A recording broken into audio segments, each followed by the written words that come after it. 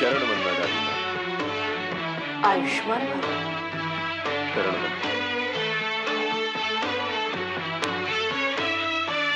चरण वंदना। आयुष्मान भव।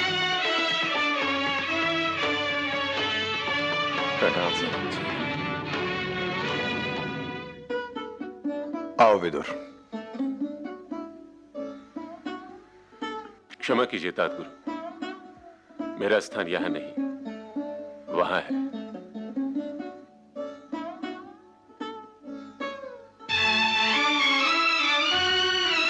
प्रणाम।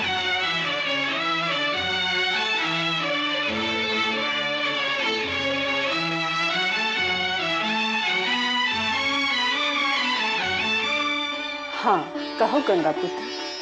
माते, मैंने जो कुछ ऋषि भार्गव से सीखा था वो पांडु को सिखा दिया है।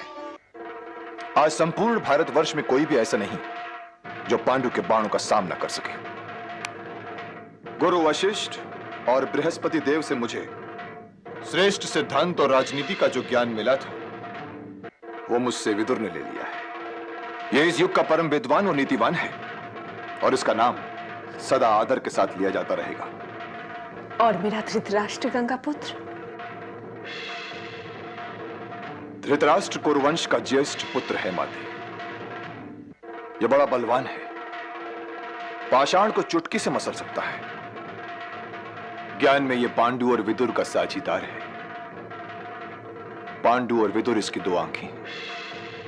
इसलिए मैं निसंदेह कह सकता हूं कि अब वो समय आ गया है जब हस्तिनापुर का राजमुकुट धृतराष्ट्र के सिर की शोभा बने।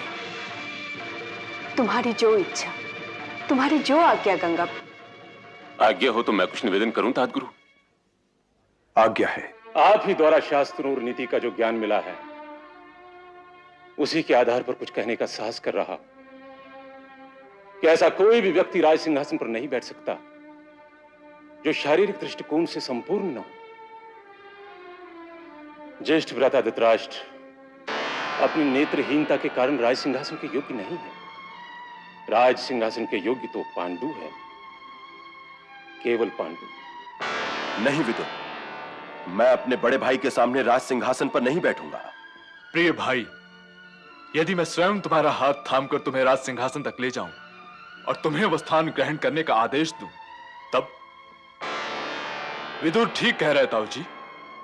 जो व्यक्ति स्वयं अपनी रक्षा नहीं कर सकता है वो राज्य की क्या रक्षा करेगा?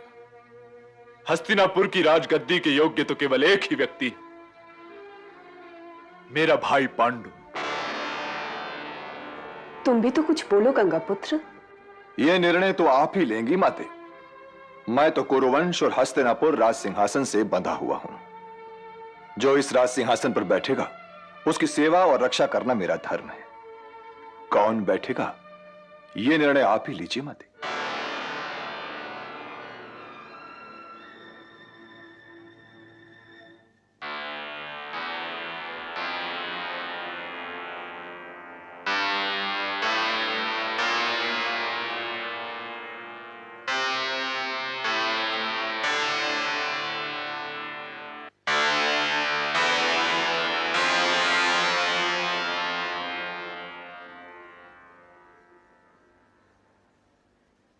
हस्तिनापुर नरेश पांडु की जय हो।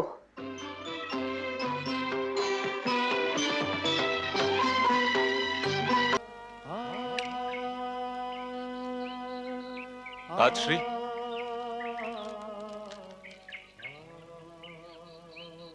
प्रणाम तातश्री। इधर मैं कई दिनों से देख रहा हूं कि आप किसी गहरी सोच में डूबे रहते हैं। कारण तातश्री?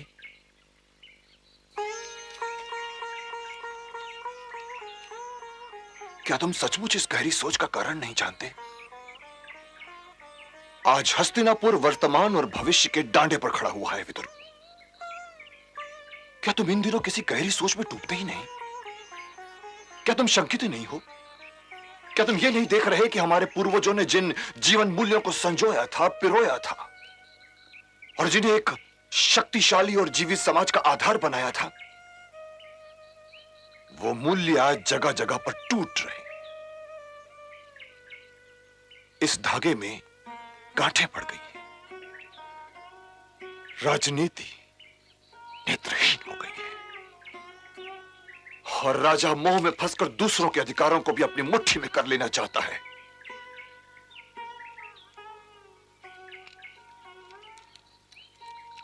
जब स्वयं माली को अपनी ही कलियां न भा रही हो और वो सारी कलियों के भाग की धूप एक ही कली को दे देना चाहता हो, तो उस वाटिका का क्या भविष्य है विदुर, क्या भविष्य है? और एक दुख की बात तो यह भी है कि वो एक कली भी अपनी आवश्यकता से अधिक धूप पाकर जल जाएगी।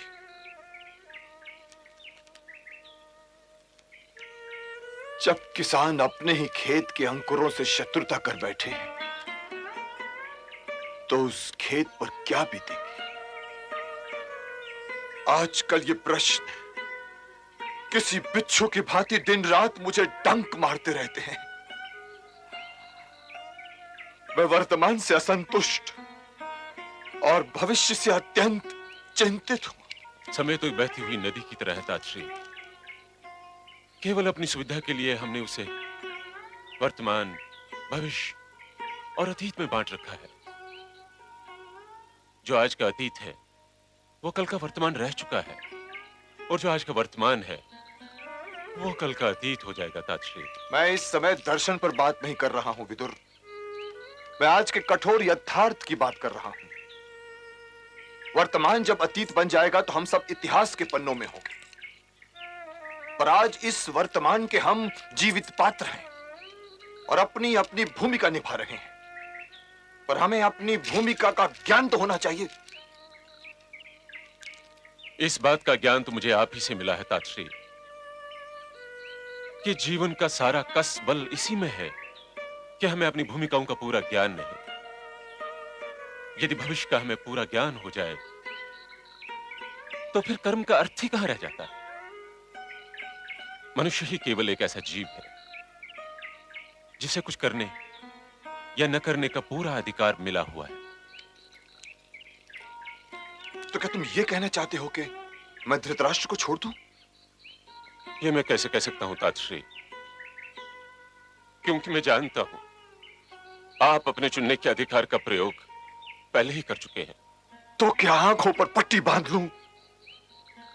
यह प्रश्न आप अपने आप से ही कीजिए, और इसका उत्तर भी आप स्वयं ही दीजिए, क्योंकि मैं आपके इस प्रश्न का उत्तर नहीं दे सकूंगा।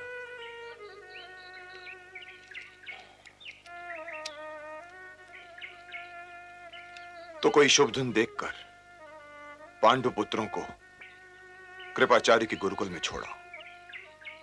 जो आज्ञा। अब तुम जाओ,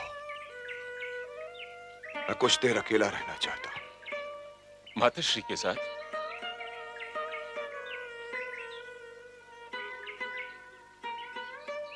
प्रणाम ताजश्री।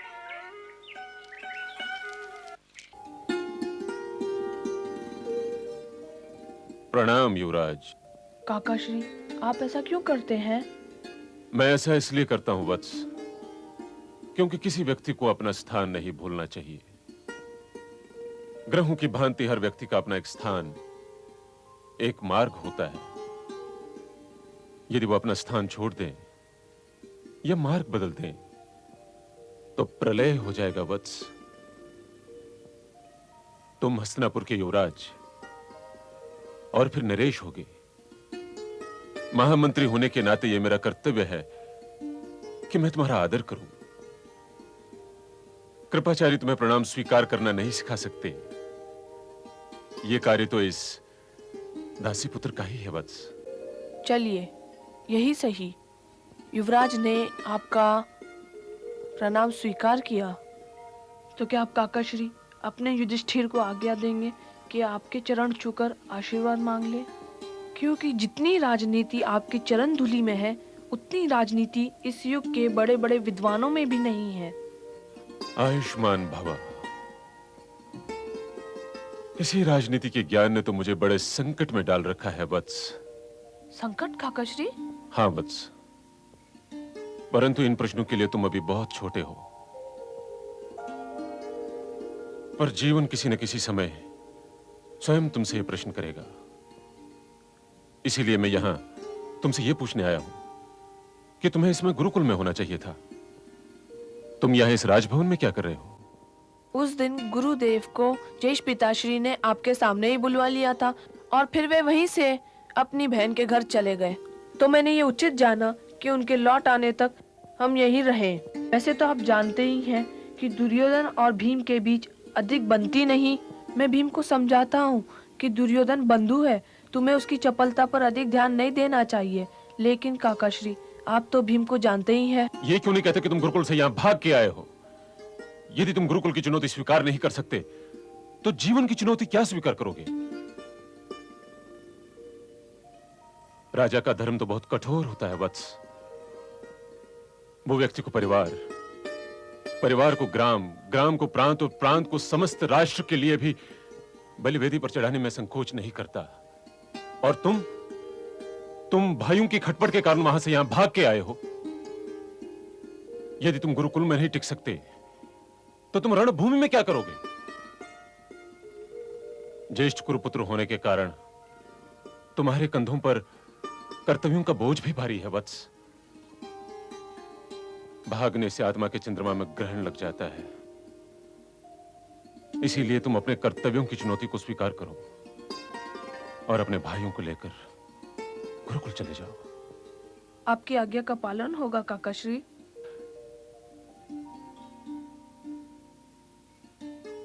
धर्मराज भव, आयुष्मान भव। पुत्र भीष्म के सिवा कोई ऐसा न था जिस पर वे पूरी तरह भरोसा कर सके, और गंगा पुत्र भीष्म भी अपनी प्रतिज्ञा का किवाड़ बंद किए बैठे थे।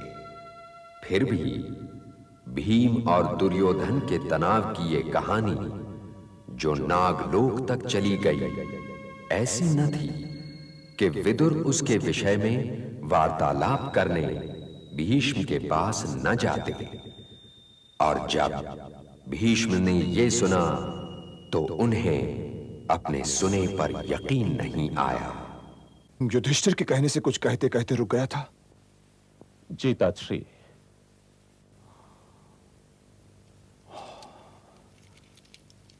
माता सत्यवती पांडु पुत्रों को मुझे सौंप कर गई थी विदुर। तो क्या मैं उस कर्तव्य का पालन कर रहा हूं? आवश्यकता तो इस बात की है तातश्री कि आप दुर्योधन को यहां बुलाकर उसे समझाएं। दुर्योधन तो धृतराष्ट्र का हस्ताक्षर है विदुर, हस्ताक्षर। उसका तो अपना कोई व्यक्तित्व ही नहीं होगा। धृतराष्ट्र उसकी आंखों से अपने सारे सपने देखना चाहते हैं। ये लोग मुझे चैन से मृत्यु लोक त्यागने नहीं देंगे विदुर। और मेरी विवशता देखो कि मैं हस्तिनापुर राज सिंहासन से यह भी नहीं कह सकता कि जा, मैं तेरे इस अन्याय का साथ नहीं देना चाहता। मनुष्य को शपथ लेते समय बहुत सावधान रहना चाहिए, क्योंकि शपथ की गांठ न तो कभी टूट सकती है न ही खुल सकती है। मैं ये भी नहीं कह सकता कि मेरे ये चौड़े कंधे मेरी ही ली हुई एक शपथ के बोझ तले टूट रहे हैं। कालेश्वर, कालेश्वर, कालेश्वर।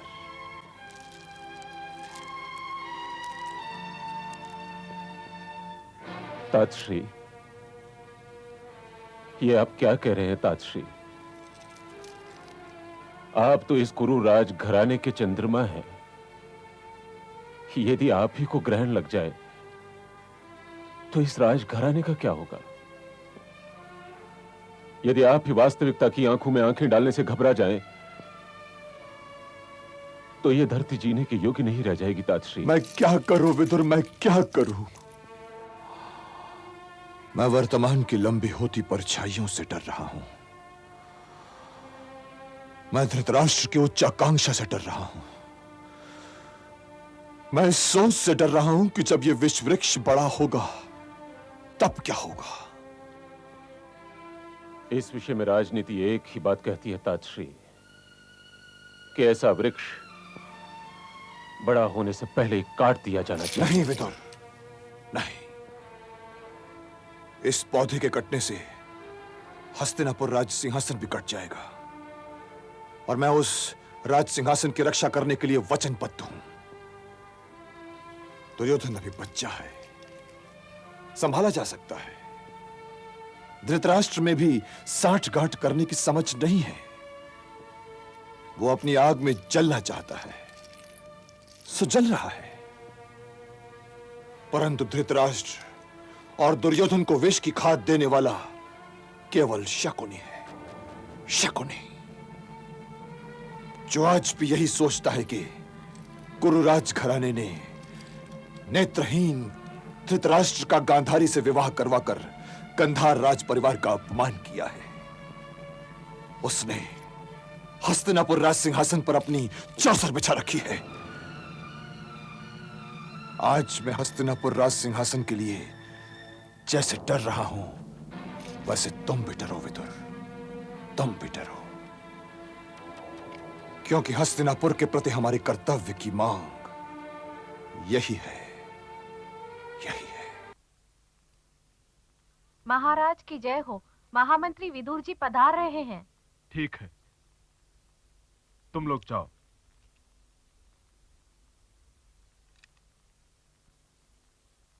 प्रणाम महाराज। आओ विदुर, आओ। इस समय तुम्हें महाराज ने नहीं बुलवाया है अनुज, मैंने बुलवाया है, तुम्हारे भ्राताश्री ने। आओ, मेरे निकट बैठ जाओ। धन्यवाद महाराज। पितामह कैसे हैं विदुर? भगवान की कृपा है भ्राताश्री। विदुर, हम तीन भाई। इस दासी पुत्र को भाई मत कहिए महाराज। गंगा जल तो गंगा जल ही रहता है विदुर, गागर चाहे सोने की हो या मिट्टी की। मां गागर नहीं होती भ्राताश्री। बीज अपने आप में तो कुछ भी नहीं होता जब तक कि उसे भूमि का स्नेह न मिले। बीज अंतरिक्ष में नहीं पनप सकता। यदि पृथ्वी का कोई महत्व न होता तो भगवान ने पृथ्वी बनाई ही न होती। हम मातृभूमि वाले लोग हैं भ्राताश्री। दासी होने से मेरी माता का स्थान किसी और माता से नीचा तो नहीं हो जाता, परंतु मेरी पहचान केवल मेरी माता है और मनुष्य को अपनी पहचान की डोर कभी नहीं छोड़नी चाहिए, कभी। तुम इसी कारण मुझे अति प्रिय हो विदुर। तुम्हारी सोच बिल्कुल सीधी है। प्रिय पांडु पुत्रों का कोई समाचार? यह समाचार मिला है कि भीमसेन बलराम जी से गदा युद्ध की कला सीखकर अपने भाइयों से आ मिले और अब सब हस्तिनापुर ही की ओर आ रहे हैं। तुम्हारे विचार में उनके आ जाने के उपरांत मुझे क्या करना चाहिए? प्रिय युधिष्ठिर को राजा बनाकर वन की ओर प्रस्थान कर लेना चाहिए या फिर उनके राज्याभिषेक के लिए प्रतीक्षा करनी चाहिए? तुम तो जानते ही हो कि दुर्योधन कितना हठीला है। वो अभी तक ठीक से ये समझ नहीं पाया है कि युधिष्ठिर ही को युवराज होना चाहिए था। तो क्या ये उचित नहीं होगा कि इसे थोड़ा समय और दिया जाए? ये निर्णय तो आप ही को लेना है भ्राताश्री, और ये निर्णय तो आप ले ही चुके हैं कि कुंती पुत्रों के लौटते ही युधिष्ठिर को वारणावत भेज दिया जाए। ये समाचार तुम्हें किसने दिया? ये समाचार पूरे नगर को मिल चुका है भ्राताश्री। अच्छा, तो फिर ये बताओ कि इस विषय में तुम्हें क्या कहना है? युधिष्ठिर को भेजूं या ना भेजूं? गंधार नरेश ने सुझाव दिया है तो सोच समझ कर ही दिया होगा महाराज। चंद्रमौली भगवान शंकर का उत्सव है। अनेक जनजातियों के लोग इस उत्सव में न केवल ये कि आते हैं, बल्कि बहुत बड़ी संख्या में आते हैं। तो फिर वे भी अपने युवराज के दर्शन कर लेंगे। परंतु मेरे विचार में युधिष्ठिर का अकेले जाना उचित न होगा। क्यों? उनके अकेले जाने से लोग ये सोचना आरंभ कर सकते हैं कि राज परिवार में एका नहीं है। इसलिए या तो युधिष्ठिर के साथ दुर्योधन और दुशासन जाए कि प्रजा ये देख ले कि गांधारी पुत्रों ने ज्येष्ठ कुंती पुत्र को अपना युवराज मान लिया है, या फिर स्वयं भ्राताश्री चले जाएं और प्रजा से उनका परिचय करवाएं। ऐसा करने से लाभ होगा। प्रजा ये सोचने लगी है कि आपने किसी दबाव में आकर युधिष्ठिर को युवराज बना लिया है, पर आपका मन दुर्योधन ही के पक्ष में है। जनता के हृदय में इस प्रकार की आशंकाएं राजनीति के लिए ठीक नहीं है भ्राताश्री। जन समुदाय को राजा पर संपूर्ण विश्वास होना चाहिए। यदि आप साथ ले जाएं, तो राजनीति का वातावरण ही शुद्ध हो जाएगा।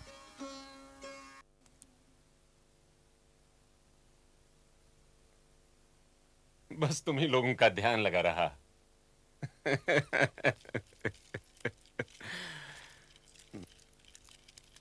वहां सब कुशल तो है काकाश्री? यह कहना तो बहुत कठिन है पुत्र। काकाश्री, पितामह कैसे हैं? बहुत घायल है। विराजे काकाश्री।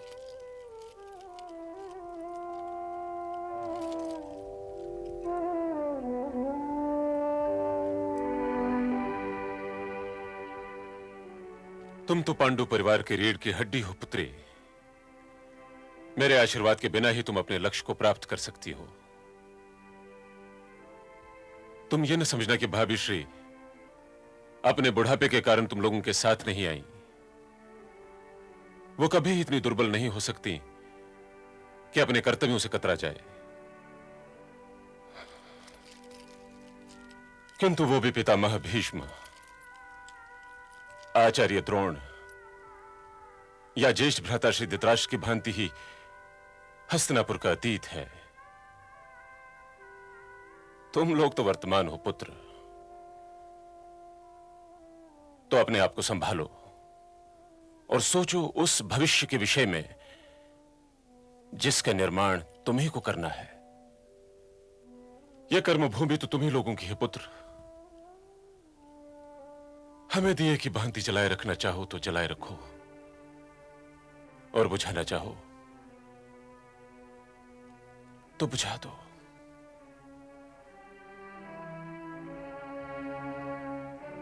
ये आप क्या कह रहे हैं काकाश्री? जब राजनीति में सत्य को सहन करने की शक्ति न रह जाए, तो समझ लेना चाहिए कि राजनीति की दीवारें अपनी जगह से सरक चुकी हैं और वो गिरने ही वाली हैं। आओ पुत्र।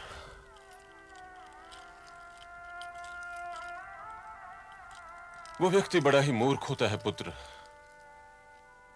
जो दीवारों के गिरने की प्रतीक्षा करता रहता है और उन्हीं की छांव में बैठा रहता है। इन दीवारों की छांव की सीमा से निकल जाओ पुत्र, निकल जाओ। और इससे पहले कि इन दीवारों का ढूंढ तुम्हें निगल जाए, इन दीवारों को गिराकर नई दीवारें बनाने का कार्य आरंभ करो।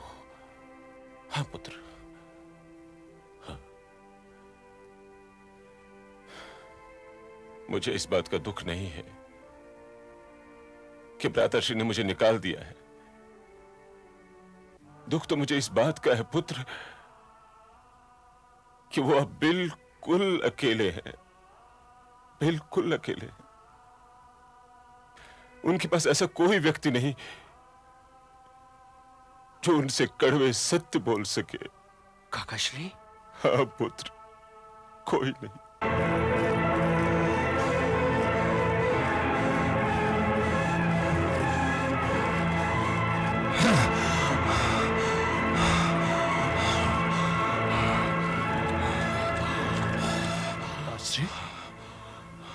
इस क्रोध का कारण था श्री? धृतराष्ट्र, धृतराष्ट्र, क्या तुमने ये निर्णय ले लिया है कि तुम हस्तिनापुर का विनाश किए बिना नहीं रहोगे? अरे पुत्र, जिस सिंहासन पर बैठे हो उसके नीचे तो आग न जलाओ, ये सिंहासन जल जाएगा, जल जाएगा ये सिंहासन। किंतु मुझे मेरी भूल तो बताइए ताश्री। भूल?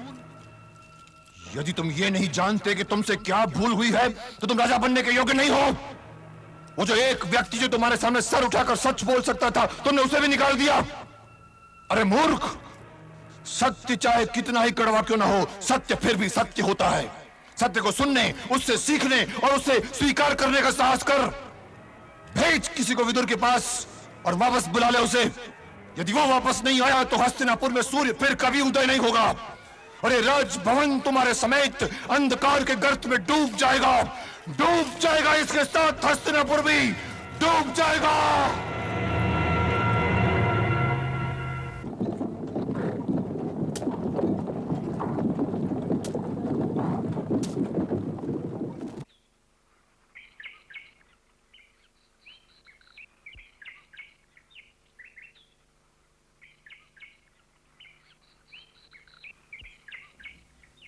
कुमार की जय हो। प्रणाम संजय, हमारी कुटिया में आपका स्वागत है। काकाश्री के पास आए होगे? मैं आया नहीं हूं कुंती पुत्र, भेजा गया हूं। आइए।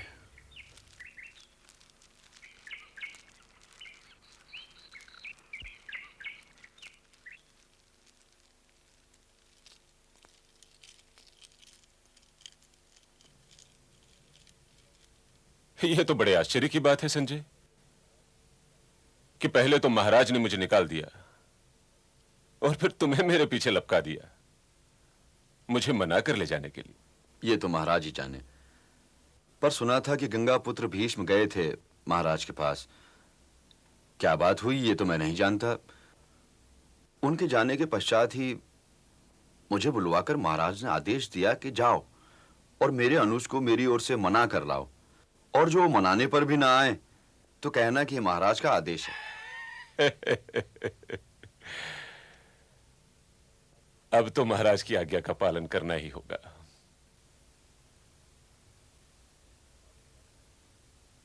अब कब भेंट होगी काकाश्री? पता नहीं पुत्र, परंतु अपनी माताश्री की ओर से चिंतित न हो। संजय युधिष्ठिर के पास से होकर लौट आया है। उसने युधिष्ठिर के सारे सुझाव नहीं बताए। अधिक समय उसने मुझे दोषी ठहराने में गंवा दिया। युधिष्ठिर के सारे सुझाव कल राज्यसभा में सुनाए जाएंगे।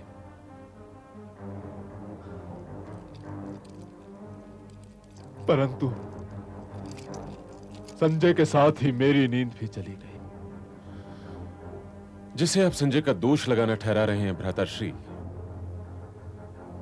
वो आपके प्रति उनका शुभ चिंतन रहा होगा।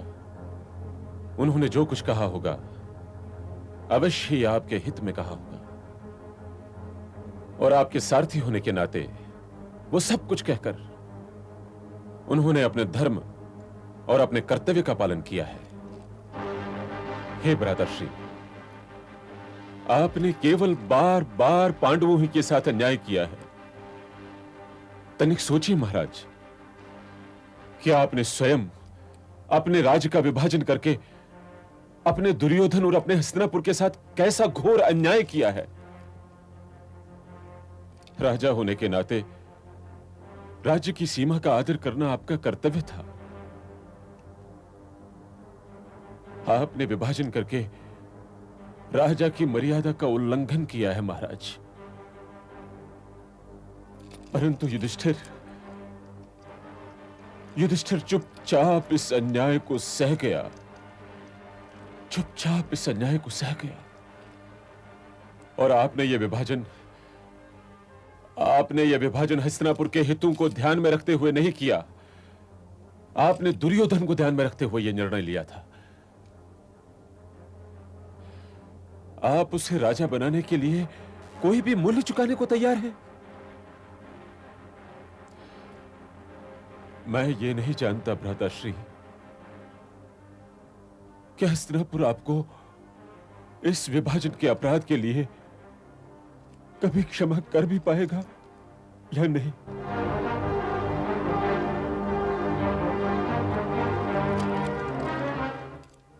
और तुम?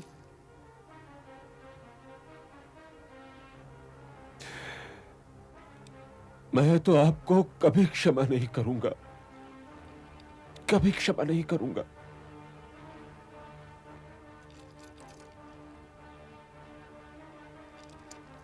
और कदाचित आप भी अपने आप को क्षमा नहीं कर पाएंगे भ्राताश्री। मेरी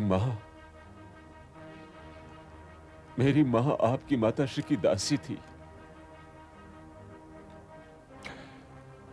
मैं तो बंधा हुआ हूं दासत्व की टूरी से महाराज, बंधा हुआ हूं। अब आप न्याय करें या अन्याय, मैं आपको छोड़ नहीं सकता, मैं आपको छोड़ नहीं सकता।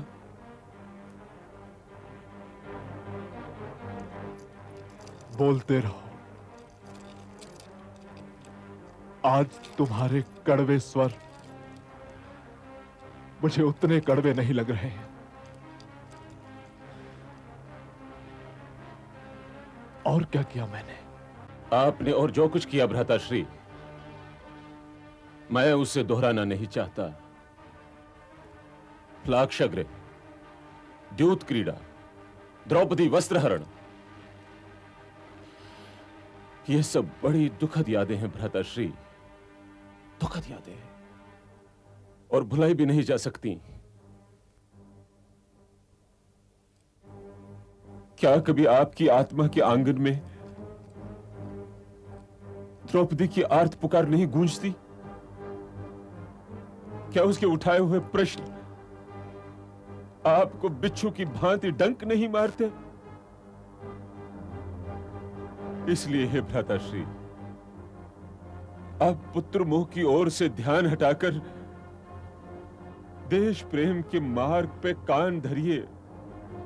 न्याय कीजिए महाराज, न्याय कीजिए। और यदि पांडव इंद्रप्रस्थ लेकर द्रौपदी के अपमान को भूल जाएं, तो उनका आभार मानिए। धर्म के सुरक्षा चक्र में आ जाइए भ्राताश्री, क्योंकि यदि युद्ध की ठहरी तो न यह हस्तिनापुर बचेगा और नहीं यह कुरुवंश। हे महाराज, अपनी महत्वाकांक्षा को धिक्कार दीजिए, क्योंकि वही आपकी शत्रु है और अपने शत्रु के निवास स्थान पर अंधेरे में कभी नहीं जाना चाहिए, कभी नहीं। चुप क्यों हो गए? बोलते रहो। अंत में केवल यही कहना है महाराज कि अपने स्थान पर अपने पुत्र मोह को सोचने मत दीजिए। हस्तिनापुर आपका दायित्व है, आपका। और दुर्योधन? वो आपका दायित्व नहीं है महाराज, वो आपका रोग है, रोग।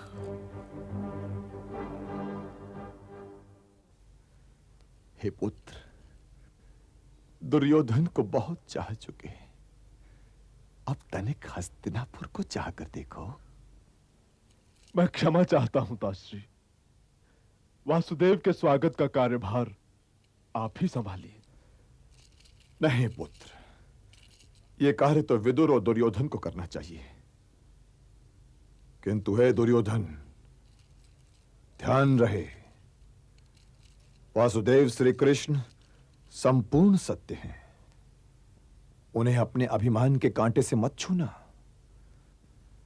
सत्य का अपमान संभव नहीं, परंतु सत्य के अपमान का परिणाम शुभ नहीं होता। दुर्योधन के अतिरिक्त मेरे सारे पुत्र वासुदेव के स्वागत के लिए नगर के द्वार से 10 कोस आगे तक जाएंगे। अनगिनत लासिकाएं जाएंगी जो स्वागत नृत्य करती हुई वासुदेव को राजभवन तक ले जाएंगी, जहां स्वयं दुर्योधन उनका स्वागत करेगा। हे विदुर, आदेश दो कि मार्ग पर छिड़काव किया जाए कि धूल ना उड़े। दुशासन का भवन दुर्योधन के भवन से भी अच्छा है, उसी में वासुदेव के ठहरने का प्रबंध किया जाए। मैं स्वयं वासुदेव की पूजा करूंगा। 16 स्वर्ण रथ जिसमें बाहली का अश्व जुते होंगे, 8 कामोन्मद गज, 100 कुंवारी दासियां और उतने ही दास, 18,000 मृदुल ऊन के कंबल, अनगिनत मृगछाले और एक ऐसा रथ उनकी भेंट करूंगा जो रात में भी दिन ही की भांति दमके। हे महाराज, इस मिथ्याचार से क्या लाभ होगा? महामंत्री विदुर, आप अपने ही महाराज को उन्हीं के कक्ष में मिथ्याचारी कह रहे हैं? हाँ? हे गंधार नरेश, मंत्रियों का यही कर्तव्य है कि वो अपने नरेश के सामने सदैव सच बोलें, और जो अपने नरेश के सामने सच नहीं बोल सकता उसे मंत्री होने का कोई अधिकार नहीं है, कोई अधिकार नहीं है। हे गंधार नरेश, जब राज्य के मंत्री अपने ही नरेश से झूठ बोलने लगे तो समझ लेना चाहिए कि उस राज्य का सूर्य अस्त होने वाला है। मैं इस राज्य के सूर्य को अस्त होने से रोकना चाहता हूं और इसीलिए सच बोल रहा हूं। महाराज वासुदेव को जो कुछ भी भेंट करना चाहते हैं वो वास्तव में भेंट नहीं, उत्कोच है। परंतु हे महाराज, कोई उत्कोच वासुदेव को अर्जुन से अलग नहीं कर सकता। अर्जुन उनका मित्र नहीं, उनका आता जाता श्वास है, श्वास। कृपया उन्हें यह भेंट देने की भूल न कीजिए महाराज। उनके आने का तात्पर्य ही यह है कि वे शांति चाहते हैं और उनके अतिरिक्त वहां शांति चाहने वाला और कोई नहीं है। उनका आना पांडवों से कहीं अधिक आपके हित में है, समस्त हस्तिनापुर के हित में है। इसीलिए महाराज, वे जो भी कुछ कहें उसे मान लेने का प्रयत्न कीजिए, प्रयत्न कीजिए महाराज। आज मैं पहली बार काकाश्री से सहमत हो रहा हूं पिताश्री। ये भेंट देने का उचित अवसर नहीं है। वो ये भी तो सोच सकता है कि हम सब उससे डर गए हैं, और आप चाहे उसे कितना भी प्रसन्न करने का प्रयत्न करें ताजश्री, परंतु जिस युद्ध की ठहर चुकी है वो युद्ध तो होगा।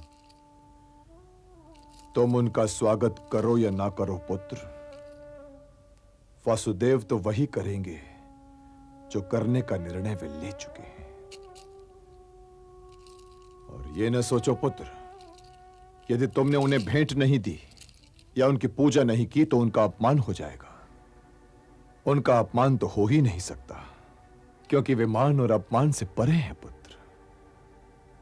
और ये भी न सोचो कि अर्जुन उनका मित्र है इसलिए वे उनका पक्ष लेंगे। वे धर्म के अतिरिक्त किसी के पक्ष में हो ही नहीं सकते पुत्र। तो क्या आप ये कहना चाहते हैं पितामह कि मैं पांडवों के जीवन काल में सम्राट हो ही नहीं सकता? यदि ऐसा है तो मैं वासुदेव को बंदी बना लूंगा। ऐसा न कहो पुत्र, ऐसा न कहो। यदि तुम ये भूल भी जाओ कि वे कौन हैं, तो ये अवश्य याद रखना कि वे शांति दूत बनकर आ रहे हैं और उनकी ओर से हमें कोई क्षति भी नहीं पहुंची है। तुम उन्हें बंदी बनाने की सोच भी कैसे सके? तुम्हारी क्रूर सोच सर्वनाश को आमंत्रित कर रही है वत्स। अपनी सोच की दिशा बदलो। हे महाराज, मैं आपके इस पथभ्रष्ट पुत्र की बातें अब और नहीं सुन सकता, परंतु जाते जाते आपसे यह अवश्य कह देना चाहता हूं कि यदि आपकी सभा में वासुदेव का अपमान करने का प्रयत्न किया गया तो अपने इस पुत्र पर रोने के लिए आपको आंसुओं की भी कमी पड़ जाएगी। वासुदेव कृष्ण की वासुदेव कृष्ण की वासुदेव कृष्ण की वासुदेव कृष्ण की वासुदेव कृष्ण की वासुदेव कृष्ण की वासुदेव कृष्ण की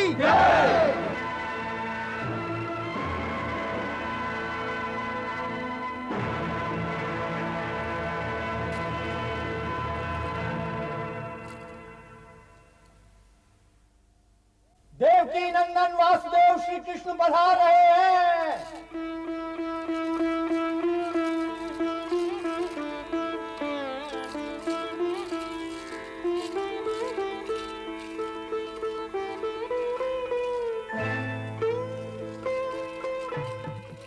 हस्तिनापुर में आपका स्वागत है वासुदेव, पधारिए।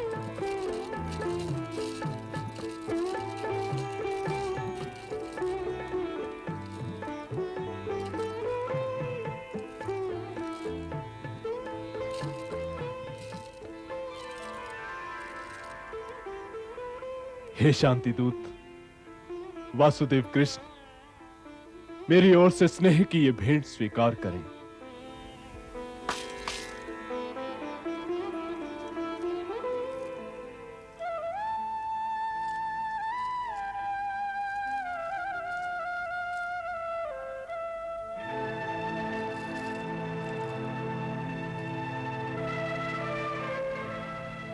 हे महाराज, आपने यह भेंट देकर मेरा मान बढ़ाया है, परंतु इसके बदले में आपको देने के लिए मेरे पास शांति के अतिरिक्त और कुछ नहीं है।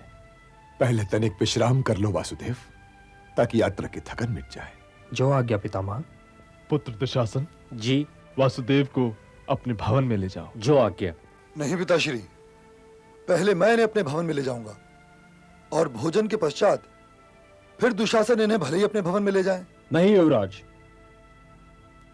भोजन केवल दो स्थानों पर किया जाता है, या तो अपने आतिथेय के निवास स्थान पर या फिर अपने मित्र के निवास स्थान पर। और ना आप मेरे आतिथेय हैं और न ही मित्र, इसलिए मैं महात्मा विदुर जी के घर जाऊंगा। वहां कुंती बुआ भी हैं। आज्ञा महाराज। आइए विदुर जी। आइए वासुदेव।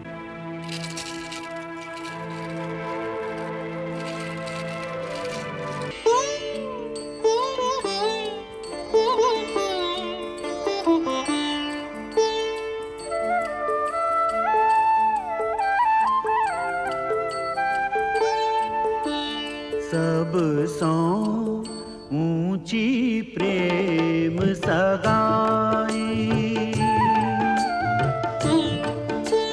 सब सौ ऊंची प्रेम सगाई। दुर्योधन के मेवा त्यागे, दुर्योधन के मेवा त्यागे, साग विदुर घर खाई। सब सौ ऊंची प्रेम सगाई।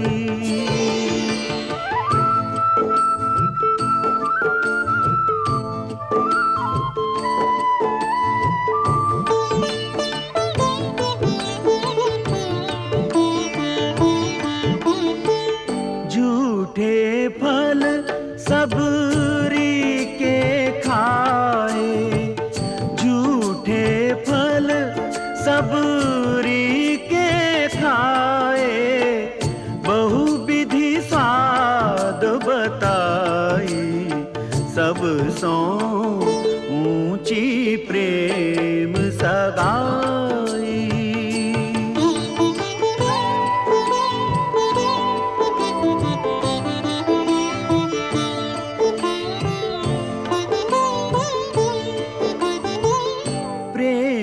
के बस नृप सेवा कीनी, प्रेम के बस नृप सेवा कीनी। आप बने हरि नाई, सब सौ ऊंची प्रेम सगाई।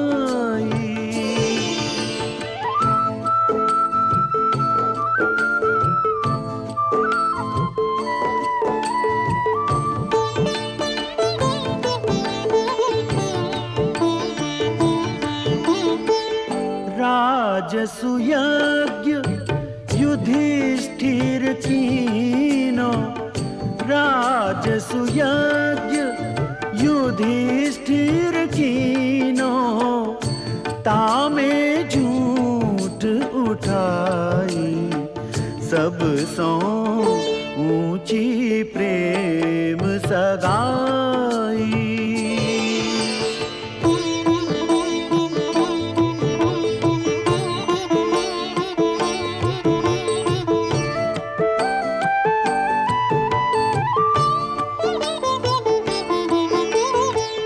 प्रेम के बस पारथ रथ हांक्यो, प्रेम के बस पारथ रथ हांक्यो, भूली गए ठकुराई, सब सो ऊंची प्रेम सगाई।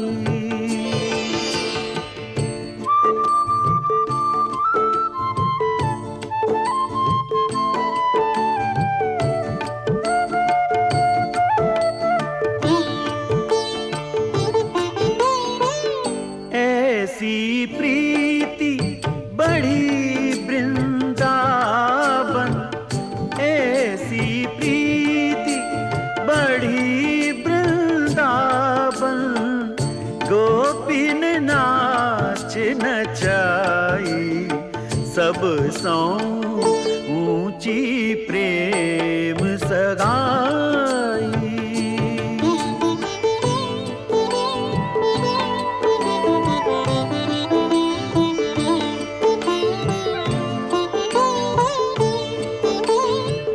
सूरकूर इही लायक नाही, सूरकूर इही लायक नाही, कह लगी करो बड़ाई, सब सो ऊंची प्रेम सगाई। दुर्योधन के मेवा त्यागे, दुर्योधन के मेवा त्यागे, साग विदुर घर खाई, सब सो ऊंची प्रेम सगाई, ऊंची प्रेम सगाई, ऊंची प्रेम सगाई।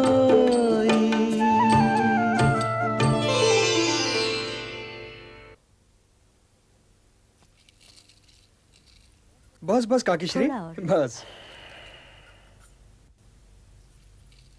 आप क्या सोच रहे हैं महात्मा?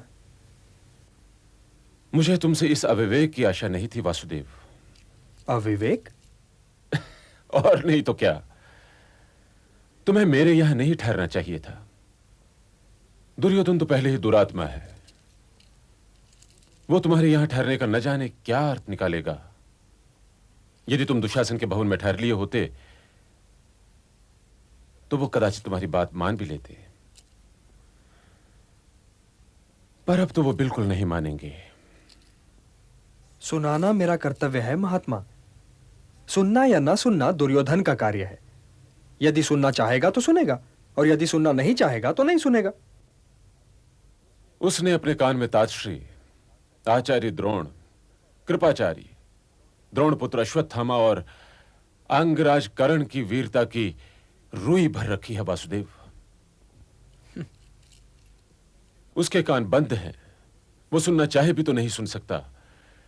वो ये सोचता है कि पांडव उस सेना के सामने आने की असभ्यता नहीं दिखला सकते जिसके सेनापतियों में तातश्री और आचार्य द्रोण भी होंगे। परंतु ये दोनों तो विराट में भी थे। विराट की बात और थी वासुदेव। वो अर्जुन का अपना युद्ध नहीं था। अर्जुन मत्स्य नरेश का आभारी था और दुर्योधन ने मत्स्य देश पर आक्रमण किया था। परंतु यदि अब युद्ध हुआ तो वो अर्जुन का अपना युद्ध होगा। ये तो वो जानते हैं महात्मा, कि यदि युद्ध हुआ तो उन्हें गंगापुत्र भीष्म और आचार्य द्रोण के विरुद्ध भी शस्त्र उठाना ही पड़ेगा। तो फिर हो जाने दो युद्ध, डह जाने दो हस्तिनापुर को, कि इसके खंडहर पर एक नवीन, सुंदर और स्वस्थ हस्तिनापुर का निर्माण हो सके। वासुदेव, तुम अपना शांति प्रस्ताव लेकर राज्यसभा में न जाओ, क्योंकि वहां जो तुम्हारी बात सुनेंगे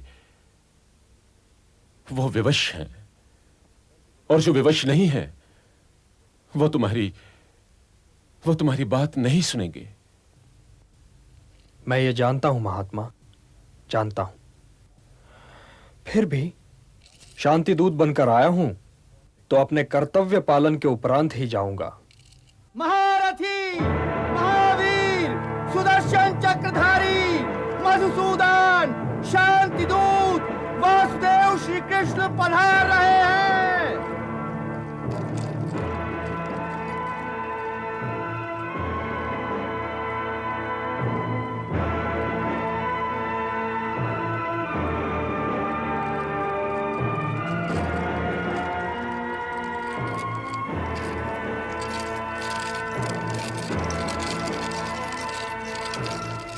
शांति दूत का प्रणाम स्वीकार कीजिए महाराज।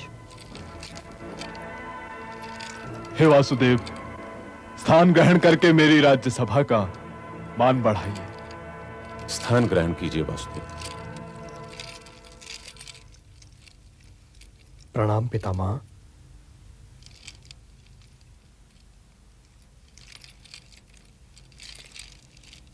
विराजिए,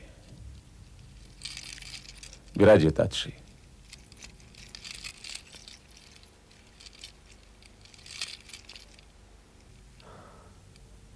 हे वासुदेव, अब ये बताइए कि आप मेरे अनुज पुत्रों की ओर से क्या प्रस्ताव लाए हैं? हे महाराज, गंगापुत्र भीष्म को प्रणाम करने के उपरांत मैं ये निवेदन करना चाहता हूं कि मैं किसी की ओर से कोई प्रस्ताव लेकर नहीं आया हूं। मैं तो स्वयं अपनी ओर से आया हूं और अपना ही प्रस्ताव लाया हूं, परंतु यह विश्वास अवश्य दिलाता हूं कि जो कुछ मैं स्वीकार कर लूंगा उसे स्वीकार करने में पांडव संकोच नहीं करेंगे। हे महाराज, आप तो स्वयं ज्ञानी हैं और जानते हैं कि शांति कोई प्रस्ताव नहीं जिस पर वाद विवाद चले। शांति एक आवश्यकता है। युद्ध में पराजय तो एक ही की होती है, किंतु दोनों ही ओर से लड़ने वाले योद्धा वीरगति को प्राप्त होते हैं। इस राजसभा में गंगापुत्र भीष्म जैसे ज्ञानी और महात्मा उपस्थित हैं। कृप और द्रोण जैसे आचार्य विराजमान हैं। योद्धाओं की जो भीड़ इस राजसभा में है वो आज कदाचित संसार की किसी और राजसभा में नहीं है, और इसीलिए इस राजसभा का दायित्व भी सबसे अधिक है। यदि युद्ध हुआ तो महात्माओं और योद्धाओं का यह जमघट निस्संदेह ही बिखर जाएगा महाराज, निस्संदेह ही बिखर जाएगा। हे महाराज, यदि ऐसा हुआ तो इतिहास उन सारे आंसुओं का उत्तरदायी आपको ठहराएगा जो इस महायुद्ध के उपरांत बहाए जाएंगे। हे नरेश, आप भरत के वंशज हैं। आपके पास धर्म की धरोहर है, मर्यादाओं का निक्षेप है, इतिहास की थाती है। आप न्यासधारी हैं, और आप जैसे न्यासधारी के होते न्यास का अपभंग नहीं होना चाहिए महाराज, न्यास का अपभंग नहीं होना चाहिए।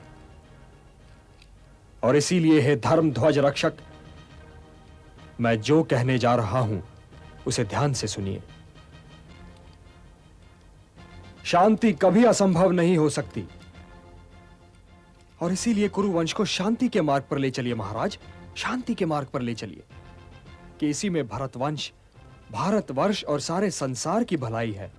इतिहास गंधार नरेश शकुनी से यह नहीं पूछेगा कि इन्होंने द्यूत क्रीड़ा में कपट क्यों किया था, क्योंकि वो कपट आपकी सभा में हुआ था महाराज। इतिहास युवराज दुर्योधन से भी यह नहीं पूछेगा कि इन्होंने भरत कुल वधु को भरी सभा में क्यों घसीट बुलवाया, इतिहास ये भी आप ही से पूछेगा महाराज, क्योंकि दुर्योधन आपके युवराज हैं। इतिहास दुशासन से भी ये नहीं पूछेगा कि इन्होंने दुर्योधन के कहने पर भरत कुल वधु द्रौपदी का वस्त्र हरण करने की असभ्यता क्यों दिखाई। इतिहास इसके लिए भी आप ही को दोषी, आप ही को उत्तरदायी ठहराएगा महाराज, आप ही को उत्तरदायी ठहराएगा। इसलिए ये जान लीजिए कि शांति का कोई विकल्प नहीं है। युद्ध तो कदाचित कोई नहीं चाहता केशव। यदि कोई युद्ध नहीं चाहता पितामह, तो फिर ये कदाचित क्यों? कदाचित ये तो आप भी जानते हैं पितामह, और मैं भी, कि युद्ध चाहने वाले इधर भी हैं और उधर भी। इसलिए आज कदाचित जैसे शब्दों को इस राज्यसभा से निकाल दीजिए पितामह, क्योंकि कदाचित जैसे शब्दों की छाया में शांति की बात नहीं हो सकती। हे पितामह, समझाइए अपने नरेश को कि यदि कौरवों और पांडवों में मिलाप हो जाए तो यह सारा संसार उनका हो सकता है। उनकी राज्य सीमा के अतिरिक्त और कोई सीमा रह ही नहीं जाएगी। किंतु जो युद्ध हुआ महाराज, तो आपके पास कुछ नहीं रह जाएगा, न पुत्र और न ही अनुज पुत्र। क्या पता आपको किस किस के शव पर रोना पड़े महाराज, किस किस के शव पर रोना पड़े। क्या आपके पास आपके अनुज पुत्रों में से किसी का शव आए महाराज, तो क्या आप उसे शत्रु का शव मानकर किसी प्रकार का आनंद अनुभव कर पाएंगे? हे वृद्ध नरेश, इससे पहले कि आप प्राण त्यागें, कुल को एकत्र कीजिए नरेश।